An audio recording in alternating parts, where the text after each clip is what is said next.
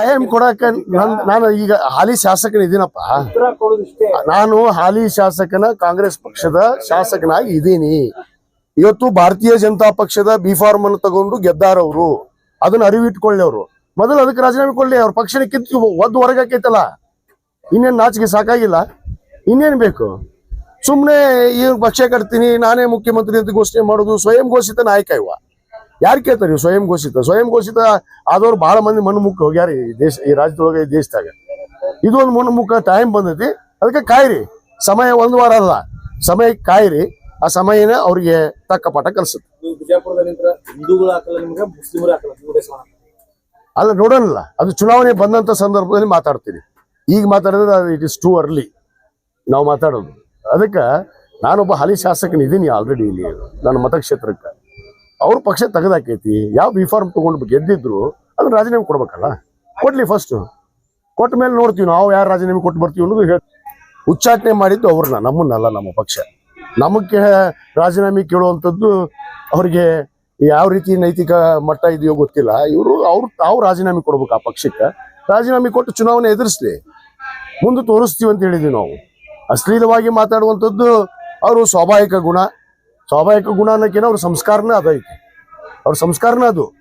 ಏನು ಕಲ್ತಿಲ್ಲ, ಜೀವನದಲ್ಲಿ ಕಲಿಯೋಕ್ಕೂ ಸಾಧ್ಯ ಇಲ್ಲ. ಇಷ್ಟು ವರ್ಷ ಆಗೈತಿ ಆ ಮನುಷ್ಯನಿಗೆ, ಇನ್ನೇನು ಕಲಿತಾರೆ? ಕುಣಿಗೆ ಹೋಗೋ ವಯಸ್ಸಿನಾಗ ಬಾಯಿಗೆ ಬಂದಿದ್ದು ಮಾತಾಡ್ಕೊಂತ ಹೋಗ್ಬಿಡುದು. ಎಷ್ಟು ದಿವಸ ಇರ್ತೀವಿ ಅನ್ನೋದು ಅವ್ರಿಗೆ ಗೊತ್ತಿಲ್ಲ. ಅದಕ್ಕೆ ನಾನು ಹೇಳೀನಿ, ಅವ್ರ ಟೈಮ್ ಬಂದ್ಬಿಟ್ಟೈತಿ. ಪಾಪ ಅವ್ರ ಟೈಮ್ ಮುಗ್ದೈತಿ.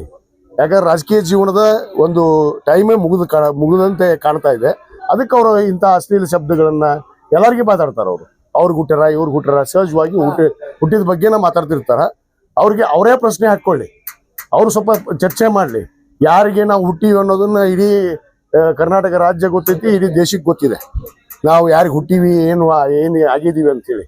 ಇವತ್ತು ಅವ್ರು ಏನಾಗಿದಾರ, ಅವ್ರ ಮನೇಲಿ ಯಾರು ಹುಟ್ಟಿದ್ರು, ಇವ್ರು ಯಾರಿಗೆ ಹುಟ್ಟಾರ ಅನ್ನೋದು ಅವರೇ ಪ್ರಶ್ನೆ ಮಾಡ್ಕೊಳ್ಳಿ. ನಾನು ಅದನ್ನ ಹೇಳಕ್ ಹೋಗೋದಿಲ್ಲ. ಆದ್ರೆ ಮೊದಲು ಇವತ್ತು ಒಂದು ಪಕ್ಷ ಏನು ಇವ್ರಿಗೆ ಕಿತ್ತಿ ಒದ್ದು ಹೊರಗಾಕೈತಿ, ಅಲ್ಲಿ ರಾಜೀನಾಮೆ ಕೊಡು ಅಂತ ಹೇಳ್ರಿ. ರಾಜೀನಾಮೆ ಕೊಟ್ಟು ಇಲೆಕ್ಷನ್ ನಿಂದಿರ್ಲಿ, ಮುಂದೆ ಬರ್ತೀವಿ. ಶಿವಾನಂದ ಪಾಟೀಲ್ ಬರ್ತೀವಿ, ವಿಜಯಾನಂದ ಕಾಶ್ಯಪ್ನವರು ಬರ್ತಾರ, ಮತ್ತೆಲ್ಲರೂ ಬರ್ತೀವಿ. ಬೊಮ್ಮಾಯಿ ಅವ್ರು ಹೇಳ್ಬೇಕು.